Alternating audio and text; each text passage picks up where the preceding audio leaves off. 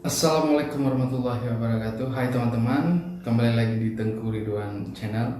Kali ini kita akan membahas sebuah kisah inspiratif, terinspirasi ataupun dipertanyakan oleh rombongan jomblo fisabilillah itu ya. Nah, mereka bertanya, "Bang, bagaimana sih cara supaya bisa move on?" Nah, ini kita bingung juga ini jomblo fisabilillah atau jomblo gagal move on ya.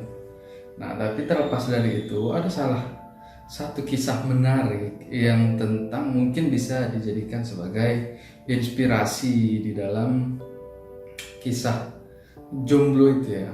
Nah, kisah siapa ini? Yaitu tentang salah seorang sahabat Rasulullah SAW bernama Salman Al Farisi. Dengar namanya aja pasti udah tahu ya kan siapa si Salman ini. Nah, si Salman Al Farisi ini dikisahkan beliau menyukai seorang gadis Ansor ataupun gadis Madinah ya, gadis dari Madinah. Tapi beliau ini juga menyadari bahwasanya beliau ini bukan orang Madinah asli, tetapi cuma pendatang. Karena beliau berasal dari Persia. Bahkan ada beberapa sejarah yang meriwayatkan beliau itu dahulunya itu seorang majusi dari Persia. Nah, singkat cerita, beliau menyukai seorang gadis gitu kan. Nah, tetapi definisi cinta para sahabat itu kita akan kupas di satu video khusus tentang cinta itu sendiri gitu ya. Dan apakah itu salah? Tidak gitu. Yang namanya jatuh cinta itu tidak salah gitu. Nah, yang dilakukan oleh Salman itu beliau memantaskan dirinya gitu, memantaskan dirinya dengan ya mengumpulkan bahan-bahan ataupun perlengkapan sebelum beliau meminang si gadis ini. Jadi dia cari tahu adat Madinah ini bagaimana itu. Kalau kita bilang lamaran lah, lamaran nikahnya itu bagaimana adat Madinah ini. Setelah dia cari tahu, dia persiapkan itu semua gitu. Tentang maharnya semuanya itu beliau persiapkan untuk sang gadis ini gitu. Jadi sudah ketika persiapan itu sudah 100%, sudah full matang gitu. Nah, beliau menjumpai sahabatnya yang bernama Abu Darda. Nah, Abu Darda ini adalah orang Madinah. Orang Madinah, dan beliau Salman Al Farisi itu memohon kepada Abu Darda, minta tolonglah untuk melamarkan si gadis untuk dia gitu. Nah, Abu Darda tanpa mikir panjang, ayolah, nah sahabat kan, sahabat dekat gitu sama yang Salman Al Farisi radhiyallahu anhu ini. Jadi singkat cerita datanglah mereka ke rumah si gadis yang disukai sama Salman ini. Dilamarlah dengan Abu Darda. Abu Darda lah yang buka omongan, kalau kata orang Melayu sini ya, buka omongan, buka cerita gitu.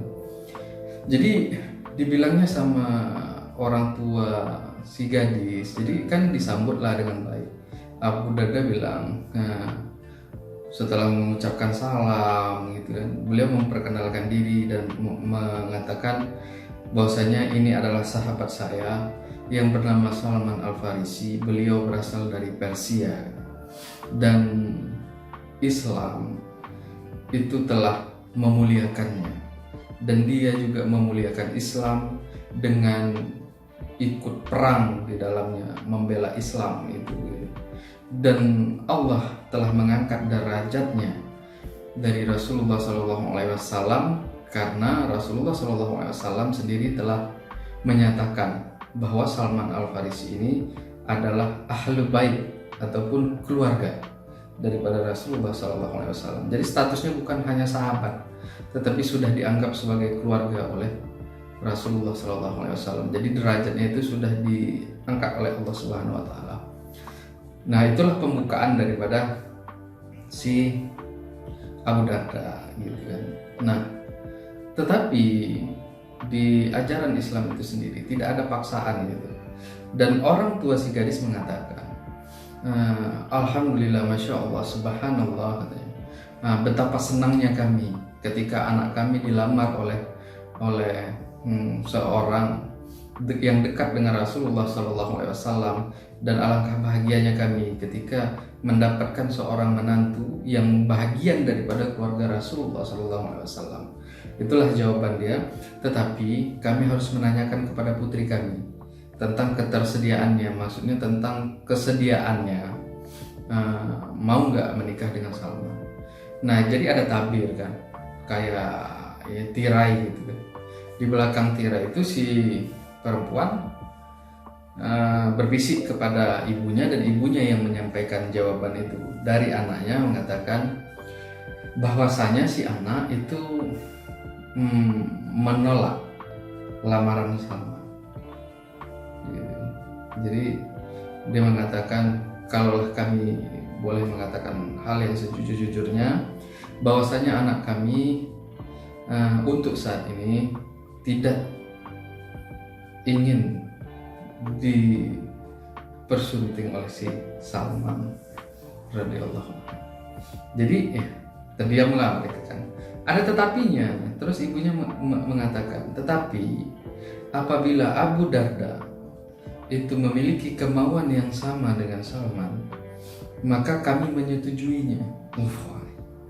Bayangkan, bayangkan, Salman yang punya niat, yang menyukai si gadis itu, dia sudah menabung, mempersiapkan semuanya, dan dia mengajak sahabatnya untuk membantu untuk melamarkan si gadis ini untuk dia. Tetapi kenyataannya lamarannya ditolak, dan si gadis dan keluarganya meminta yang sahabatnya ini gitu. Jadi kalau kita langsung lah bilang, wah inilah pagar makan tanaman, langsung ya kan, buat status ya kan, bukan dia tapi seharusnya aku. Wah, keluarlah yang kata-kata puitis itu. Tapi apa yang dilakukan Salman gitu. Ini yang perlu digarisbawahi ya. Apa yang dilakukan Salman? Salman mengatakan Allahu Akbar. Betapa bahagianya dia ketika mendengar sahabatnya itu dimintai. Ibarat Salman bilang, kalau dia bisa mengatakan itu, ginilah ibaratnya, wahai ibu, katakan kepada anakmu, sesungguhnya anakmu itu nggak salah pilih karena telah memilih sahabatku Abu Darda. Begitulah ibaratnya yang dilakukan Salman, dan dia sangat bahagia. Dan di saat itu beliau mengatakan, apa yang telah kukumpulkan saat ini, apa yang telah kupersiapkan saat ini, termasuk mahar yang telah kusiapkan, ambillah untukmu Abu Darda, dan jadikan ini sebagai mahar untuknya. Wow, gila coy. Apa yang terjadi sama kita gitu? Kalau kita saat ini apakah seperti itu? Terkadang saya heran juga, sebenarnya kita nih mengidolakan siapa atau mengambil contoh dari mana ya gitu. Karena jelas yang dilakukan sahabat tuh yang seperti ini gitu. Nah kita kok melakukan yang lain, jadi yang kita contoh siapa ya? Sinetron mungkin ya. Iyalah tuh. Tapi wallahualam. Jadi inti balik lagi ke cerita yang Salman Al-Farisi, dan beliau mengatakan beliau siap untuk menjadi saksi di dalam pernikahan Abu Darda. Nah, beliau yang suka sama gadis itu mempersiapkannya, mengajak sahabatnya untuk melamar.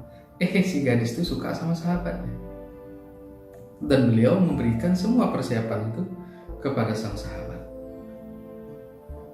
Bukan move on lagi ya, apa namanya ya? Tapi itulah definisi cinta. Nanti kita akan bahas full tentang cinta itu gitu kan. Apa itu definisi yang cinta itu di zaman para sahabat dulu gitu ya. Dan mereka itu melamar, termasuk Salman melamar si gadis itu karena ada ketertarikan, dan dia itu ingin menyempurnakan agamanya. Jadi bukan hanya semata-mata ya nikah gitu, enggak juga. Tapi ketika dia ditolak macam tadi, ya dia senang, karena bagi dia kan dia cuman berjalan aja, dan dia cuman berusaha aja. Masalah hasil kan ya Allah Subhanahu wa taala yang jauh lebih tahu. Nah, itu mereka yakini itu gitu. Jadi ketika sesuatu hal yang telah diusahakan dan ternyata itu tidak sesuai dengan kehendak kita, berarti itu kehendak Allah. Nah, mereka itu seperti itu dan lebih senang. Jadi saya pernah dengar, itu Sayyidina Ali yang berkata, bila Allah mengabulkan doaku, mengabulkan permintaanku, maka aku akan senang. Tapi bila Allah tidak mengabulkannya, maka aku jauh lebih senang. Terus ditanya kenapa bisa seperti itu, Ali berkata, kalau Allah mengabulkan doaku, berarti itu adalah kehendakku, kata Ali. Tapi ketika Allah tidak mengabulkan permintaan dan doaku, berarti itu adalah kehendak Allah dan aku sedang berjalan di atas kehendak Allah. Dan dia jauh lebih senang. Bayangkan itu. Nah, jadi para sahabat itu enggak apa ya bilang. Kalau sekarang ini kan katanya kan buat status kan, pagar makan tanaman. Inilah pagar makan tanaman, ataupun dibilang seharusnya aku bukan dia. Wah, mak ionian kata wong Palembang gerak. Ya, tapi macam itulah ya. Nah, ada satu lagi, bagaimana kedekatan Salman Al-Farisi ini dengan Abu Darda? Bukan kenal sehari dua hari, udah sahabat, CS. Ya. Kalau bahasa orang dusun, orang kampung sini tuh blood brother blood ya. Ibaratnya itu udah darah gitu ya. Jadi kenapa begitu? Gitu? Ada kisahnya. Jadi di dalam fikih ini kan ada beberapa sunnah ya, dan ada beberapa tingkatan sunnah. Jadi ada yang diprioritaskan, itu sunnah yang kuat akan mengalahkan sunnah yang lemah. Nah, ini salah satu kisahnya diambil daripada kisah persahabatan dari Salman Al-Farisi dan Abu Darda. Jadi di suatu ketika itu Abu Darda mengundang sahabatnya itu Salman ke rumahnya. Jadi sama kayak kita mengucapkan salam itu hukumnya sunnah, assalamualaikum. Menjawab salam itu hukumnya wajib gitu. Jadi ketika dapat undangan, nah kita itu wajib datang di undangan itu kecuali ada memang urgensi ataupun sesuatu hal yang tidak bisa ditinggalkan. Jadi begini, dikiaskan oleh ulama tentang undangan ya, tentang undangan itu bahwa antara mendapatkan hak atau melakukan sebuah kewajiban. Antara kita mendapatkan hak atau melakukan sebuah kewajiban. Jadi kalau bahasa sederhananya, kita itu jauh lebih senang melakukan kewajiban kita sebagai karyawan atau mendapatkan hak kita dalam berupa gaji. Jadi kalau besok wah masih jam sekian, masih harus kerja lagi. Tapi misalnya gajian jam 10 kan, sejam lagi nih. Semangat kita, karena semangat untuk mendapatkan hak ataupun mendapat gaji kita tadi gitu kan, daripada kita kerja ataupun melaksanakan kewajiban. Nah, jadi menerima undangan itu senangnya bagaikan mendapatkan hak tadi. Bagaimana senangnya dapat gaji ataupun dapat bonus ataupun dapat insentif, begitulah senangnya mendapat undangan. Nah, itulah kuatnya sunnah tentang undangan itu hadir di dalam ketika diundang ya. Jadi singkat cerita, datang Salman memenuhi undangan sahabatnya ini, ada masalah gitu kan yang harus diselesaikan. Nanti kita bahas di video berikutnya, kalau kita bahas itu panjang ya Bang. Jadi singkat cerita datang, nah habis itu ada sunnah memuliakan tamu. Nah kan, jadi yang pertama tadi dia Salman Al-Farisi radhiyallahu anhu mendatang karena diundang, jadi dia memang harus kuat datang, beliau datang. Dan Abu Darda sebagai tuan rumah itu berkesempatan untuk menjamu. Itu memang kisah menjamu tamu jauh ada itu dari zaman Nabi Ibrahim juga ada, itu pun nanti kita bahas di video berikutnya ya, tentang bagaimana sih asal usul menjamu tamu itu. Nah, seperti kita ketahui, para sahabat ini itu melakukan sebuah ibadah yang sunnah itu bagaikan wajib bagi mereka itu. Jadi posisinya Salman Al-Farisi radhiyallahu an itu berpuasa, Abu Darda juga puasa. Coba lah. Jadi mereka itu sebenarnya sudah sama-sama tahu, saling berpuasa. Ini puasa, ini puasa. Aku yakin ini puasa. Salman nih. Salman juga yakin. Aku yakin Abu Darda ini puasa gitu. Tapi karena sunnahnya itu menjamu tamu, jadi ketika Salman datang, ya dijamukanlah makanan dan minuman. Terus, nah ini karena dalam hal jamuan itu sunnahnya lebih kuat gitu. Jadi Salman itu harus makan, walaupun dia tidak bilang, oh ya aku puasa, nggak boleh gitu. Dia harus makan karena itu sudah dihidangkan, sudah dipersiapkan untuk dia. Tapi dia bilang ini, aku nggak mau makan sendiri, aku maunya dikawani. Oh nggak bisa, kata Abu Darda kan. Makan, kalau aku nggak makan, aku nggak mau makan juga. Nggak mungkin aku makan sendiri. Jadi singkat cerita, sahabat ini, dua orang sahabat ini berbuka puasalah mereka. Dua-duanya buka puasa dan makan makanan itu gitu kan. Nah ini ada satu poin lagi gitu. Jadi ketika kita berpuasa sunnah dan kita tuh diundang dan kita memang harus datang kan, kecuali ada emergensi. Tapi kalau kita nggak datang karena melihat dia itu rendah, melihat dia siapa, itu ya tanggung jawab sendirilah kan gitu. Jadi singkat cerita tuh kita harus makan dan kita nggak boleh menunjukkan, maaf saya puasa, mak ini yang kata orang Lembang. Nah jadi memang harus, kalau bisa, kalau memang tidak ada kesempatan tidak makan atau tidak minum di situ, kita simpan kan. Makanlah, iya nanti aja di rumah. Ya nggak apa-apa, makan aja, masih kenyang. Puasa ya? Wah kamu puasa ya? Oh enggak, banyak yang lain yang puasa. Pingin makan di rumah aja, masih kenyang. Emang kayaknya enak nih buahnya ke rumah. Gitu. Jadi menutupi hal itu jauh lebih indah.